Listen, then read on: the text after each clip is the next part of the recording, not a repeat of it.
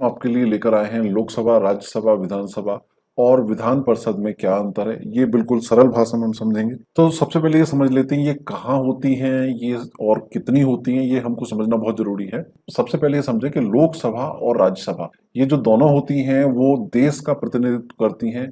यानी कि ये देश की सरकार चलती है यहाँ से, यानी कि केंद्र सरकार लोकसभा और राज्यसभा से चलती है। तो ये दोनों ही जो है वो पूरे देश में केवल एक होती है, एक ही लोकसभा होती है और एक ही राज्यसभा होती है। जबकि विधानसभा ये राज्यों में होती है, यानी कि हर राज्य की अपनी एक विधानसभा होती है। किसी भी राज्य का नाम ले सोचे मन में, उसमें एक विधानसभा होगी, केवल केंद्र शासित प्रदेशों को छोड़कर वहां पर राज्यपाल शासन करता है। जबकि विधान परिषद की हम बात करें तो वो जो है केवल देश में केवल 6 राज्यों में ही विधान परिषद है, जिनके नाम है बिहार, महाराष्ट्र, कर्नाटक, आंध्र प्रदेश, तेलंगाना और उत्तर प्रदेश। तो केवल इन 6 राज्यों में ही विधान परिषद इस समय है।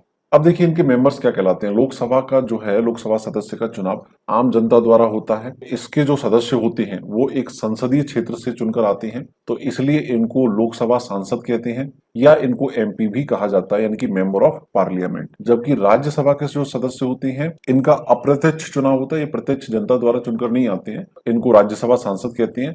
साथ ही इनको भी एमपी कहा जाता है, इनकी मेंबर ऑफ पार्लियामेंट। इनके पार्लियामेंट में लोकसभा और राज्यसभा दोनों ही शामिल हो जाते हैं। तो कोई लोकसभा का सांसद है या राज्यसभा का सांसद है तो उसके लिए नाम के आगे स्पष्ट लगाना पड़ता है कि भाई ये लोकसभा एमपी है या राज्यसभा एमपी है। जबकि विधानसभा जो कि राज्य में होती है तो इसके सदस्यों को विधायक कहते हैं। इसका भी चुनाव आम जनता द्वारा होता है और इसके सदस्यों को हम एमएलए कहते हैं, यानी कि फुल फॉर्म है मेंबर ऑफ लेजिस्लेटिव असेंबली। जबकि विधान परिषद इसके सदस्यों को हम एमएलसी कहते हैं, यानी कि member of legislative council. Vidhan Parishad के जो सदस्य होते हैं उनका चुनाव भी अप्रत्यक्ष चुनाव होता है, वो आम जनता द्वारा नहीं चुने जाते हैं। तो फिर कैसे चुनी जाती हैं ये चीज हमको समझनी है कि लोकसभा की जैसे हम बात करें तो देश की जनता, आम जनता द्वारा इनको चुना जाता है। एक लोकसभा क्षेत्र से एक सांसद चुनकर आता है जिसको हम लोकसभा एमपी कहते हैं। तो चूंकि आम जनता द्वारा चुना जा रहा है इसलिए इसको निम्न सदन या हाउस ऑफ पीपल कहा जाता है या लोअर हाउस कहा जाता है। जबकि राज्यसभा को जो है वो अपर हाउस कहा जाता है, यानी कि काउंसिल ऑफ स्टेट्स इसको कहा जाता है। इसके जो सदस्य होते हैं वो एमएलए द्वारा चुने जाते हैं, यानी कि एमएलए कौन, जो विधानसभा में विधायक होते हैं राज्यों के। तो प्रत्येक राज्य से कुछ सदस्य जो है वो विधानसभा चुनकर राज्यसभा में भेजती है, इसलिए राज्यसभा के जो सदस्य होते हैं उनका चुनाव एमएलए द्वारा किया जाता है। यह एक अप्रत्यक्ष चुनाव होता है, यानी कि इसमें जनता की भागीदारी नहीं होती सीधी, ये विधानसभा के सदस्य या विधायकों या एमएलए द्वारा चुना जाता है। जबकि विधानसभा के सदस्य ये सीधे जनता द्वारा, राज्य की जनता द्वारा चुने जाते हैं। और विधान परिषद की हम बात करें तो इसके जो सदस्य हैं वो विधायकों द्वारा 1/3 सदस्य, 1/3 निर्वाचिका द्वारा, जिसमें कि नगर निगम, नगर पालिका, जिला पंचायत, क्षेत्र पंचायत ये सब आ जाते हैं। 1/12 सदस्य शिक्षकों द्वारा, निम्नतम माध्यमिक स्तर का शिक्षक होना चाहिए। और जो रजिस्टर्ड ग्रेजुएट होते हैं, स्नातक होते हैं, उनके द्वारा 1/12 सदस्य। और शेष 1/6 सदस्य राज्यपाल द्वारा नियुक्त किए जाते हैं। तो ये भी एक अप्रत्यक्ष निर्वाचन प्रणाली है जिसमें सीधे जनता की भागीदारी नहीं होती, अप्रत्यक्ष चुनाव कहलाता है। और जनता की सीधे भागीदारी है वो प्रत्यक्ष चुनाव कहलाता है। अब नंबर ऑफ मेंबर्स कितने होते हैं, तो लोकसभा में मैक्सिमम 552 सदस्य हो सकते हैं। वर्तमान में केवल 545 सदस्य ही हैं। जबकि राज्यसभा में कुल 250 सदस्य होते हैं, जिसमें से 12 सदस्य राष्ट्रपति द्वारा चुने जाते हैं। जबकि विधानसभा की हम बात करें तो विधानसभा की जो सदस्य संख्या होती है वो उस राज्य की तहसील या विधानसभा क्षेत्रों पर निर्भर करती है कि कितने वहां पर विधानसभा क्षेत्र हैं, तो उतने ही वहां से विधायक या एमएलए चुनकर आएंगे। जबकि विधान परिषद की बात करें, केवल 6 राज्यों में विधान परिषद है। तो जैसे यूपी की बात करें तो वहां अधिकतम 100 सीटें हैं। इस प्रकार से जो संख्या सामने लिखी गई है तो अधिकतम संख्या ये होती है। इसके लिए एक नियम ये है कि किसी भी राज्य की विधान परिषद में जो अधिकतम सदस्य संख्या होगी वो विधानसभा के सदस्यों का 1/3 होगी या न्यूनतम 40 होगी। 40 से कम नहीं हो सकती, या 1/3 होगी या 40 से अधिक होगी विधान परिषद की सदस्य संख्या। फॉर एग्जाम्पल हम देखें कि अगर विधानसभा में 120 सीटें हैं तो इसका 1/3 अगर आप ज्ञात करेंगे तो 40 प्राप्त होगा, यानी कि 1/3 होगा या न्यूनतम 40 होगा, इससे ज्यादा होगा। अब इनका कार्यकाल कितना होता है, तो लोकसभा के जो सदस्य होते हैं उनका कार्यकाल 5 वर्ष होता है। और लोकसभा जो होता है वो एक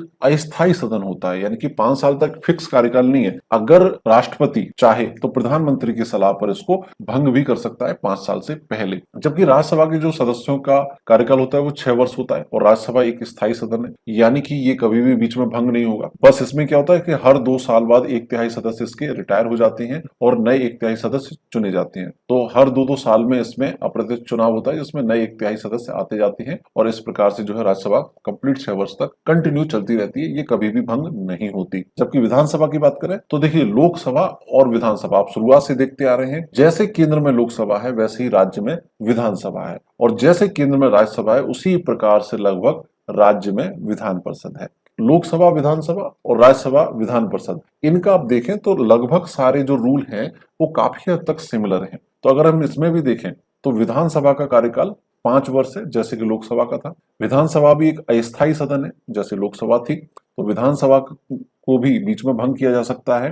राज्यपाल चाहे तो वो राष्ट्रपति को सलाह दे सकता है कि भैया विधानसभा में या इस राज्य में जो है स्थितियां कुछ विषम है, विषम परिस्थितियां हैं, तो उसको भंग किया जाए। जबकि विधान परिषद भी राज्यसभा की तरह एक स्थायी सदन है, ये कभी भी भंग नहीं हो सकता।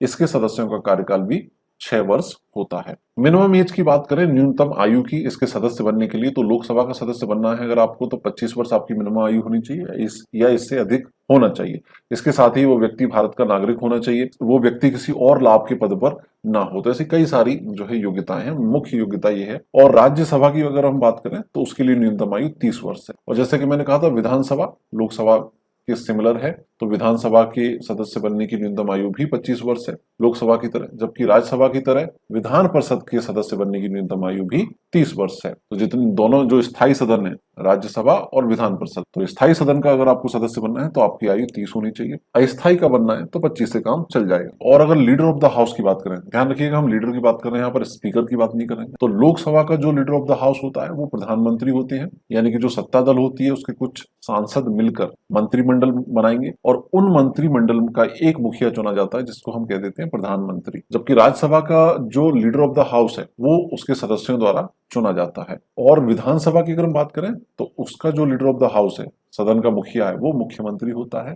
ये भी कुछ उसी प्रकार से लोकसभा की तरफ सत्ता दल के विधायक मिलकर क्या बनाते हैं, मंत्रिमंडल, और उस मंत्रिमंडल का जो मुखिया होता है मुख्यमंत्री कहलाता है। जबकि विधान परिषद की बात करें तो इसके सदस्यों द्वारा भी इसका जो लीडर ऑफ द हाउस है वो चुना जाता है। एट द एंड स्पीकर की हम बात करें तो स्पीकर केवल फिक्स होता है राज्यसभा का। जो भारत के उपराष्ट्रपति होते हैं वो राज्यसभा के पदेन सभापति होते हैं बाय डिफॉल्ट। जो राज्यसभा का स्पीकर है, जो अध्यक्ष होता है, speaker of the house means अध्यक्ष, वो उपराष्ट्रपति होंगे भारत के। बाकी लोकसभा, विधानसभा और विधान परिषद, इन सभी के जो स्पीकर हैं वो उसके सभा के सदस्यों द्वारा चुने जाते हैं। तो उम्मीद है आपको सिंपल सरल भाषा में हमने अंतर करके बताया है, आपको समझ में आया होगा। प्लीज आप इस वीडियो को ज्यादा से ज्यादा दोस्तों के साथ, फैमिली फ्रेंड्स के साथ शेयर करें, ताकि सबको ये नॉलेज आसानी से मिल पाए। और अगर आपको पसंद आया है तो लाइक जरूर कीजिएगा। Thanks to watch. Goodbye. जय हिंद, जय भारत।